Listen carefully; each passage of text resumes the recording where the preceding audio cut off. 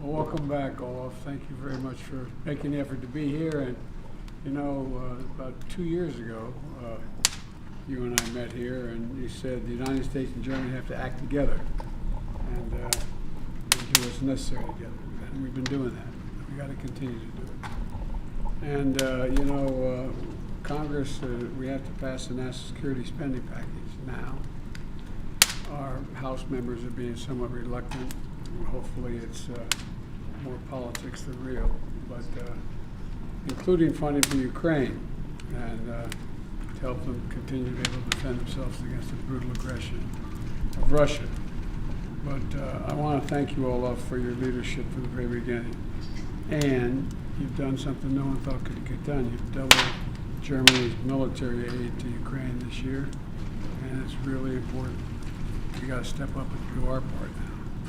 Today we'll also discuss the work we're going to be doing together to strengthen NATO ahead of the 75th NATO summit this summer here. So you got to come back. And also the latest developments in the Middle East, including hostage release. We have negotiations going on, increase in life-saving humanitarian assistance to civilians in Gaza Strip, and preserve the space for an enduring peace, for a two-state solution down the road. I think it's possible.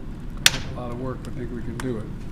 So Olaf, thank you very, very much for being here. We got a lot to talk about, and the floor is yours, man. Yeah, thank you for having me and for having the chance to continue our conversations we have continuously all the time. And yes, Germany and the United States have to play a role to keep peace in the world. And this is especially so looking at the Russian aggression against Ukraine, which is still ongoing. And when we saw this ridiculous interview Putin gave shortly, we understand that he is always telling a lot of lies about the history of this war, because it's so easy to understand why he's doing it.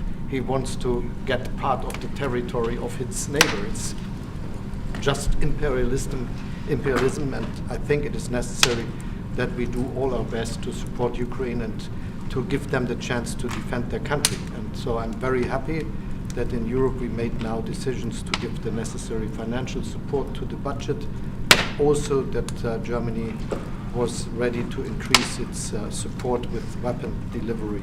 And hopefully the the House will follow you and make a decision on giving the necessary support, because without the support of the United States and without the support of the European states, Ukraine will have not a chance to defend its own country.